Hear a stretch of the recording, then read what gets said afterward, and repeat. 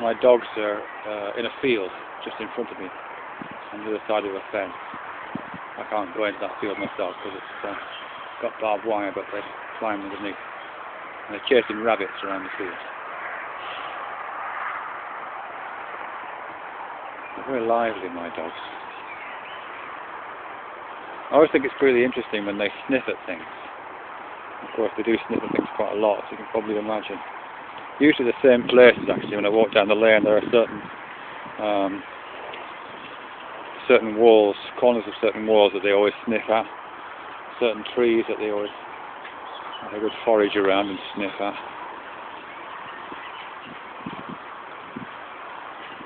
And I always think that it must be like standing on a mountain, looking out when they do that. I was reading somewhere, I can't remember where it was exactly, that a dog's nose is, well, I've heard various figures actually, from 1,000 times more sensitive than ours to 20,000 times more sensitive than ours. Whichever of those it is, it's a huge difference. So the amount of information that they're taking in through their nose, the amount of olfactory information, rivals what we take in through our eyes as visual information. So it's an incredibly rich experience, I think, when they sniff those tree stumps and sniff those walls, like the sort of experience we would have when we climb onto a mountain and look out at this vast panorama of information laid before us. It's probably very different information. It's not arrayed in the way the visual information is arrayed, I imagine, because it's providing different sorts of data. When I look out along the salt line that I'm looking at now, and I can see people ahead, I can see two people walking a dog towards them, which I'm going to have to pay particular attention to in a few minutes. In a sense, what I'm doing is kind of looking into the future. Certainly when I'm walking forwards, and that's the usual way I walk, it's kind of into the future. So I'm making certain predictions about what will happen when I get there. Actually, those two people just turned off the lane, so I'm not going to be meeting those. I can see certain things happening up ahead, and that's where I'm headed. So in a sense, I'm looking kind of towards the future. But if I was to smell something with the same degree of acuity that I'm seeing that way, I wouldn't be smelling the future, I'd be smelling the past. So if that smell took visual form, then I'd be looking out into the past. I'd be looking at all the other dogs that have passed that way. I'd be looking at the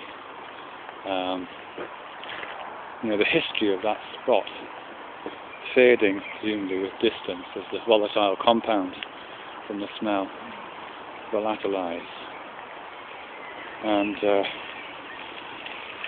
that would be the equivalent of distance, I guess. At least that's how I'm imagining it. Go on, you two, we're going to go this way.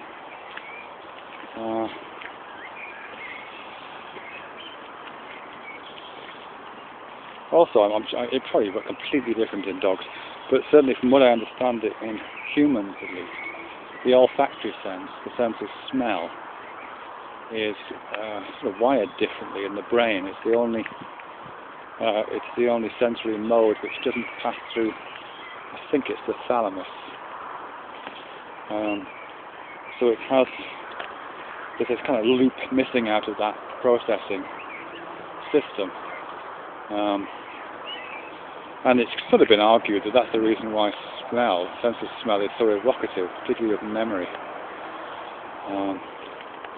Because it misses out this kind of rationalizing, abstractional loop that what you smell gets you where you live, so to speak.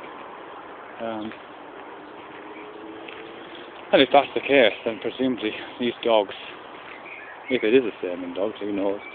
If it is, then they experience that sort of overwhelming Proustian moment that you get, smell, in which memories come flooding back, and they're always highly charged with emotional responses. That whole experience must be the default setting for a dog.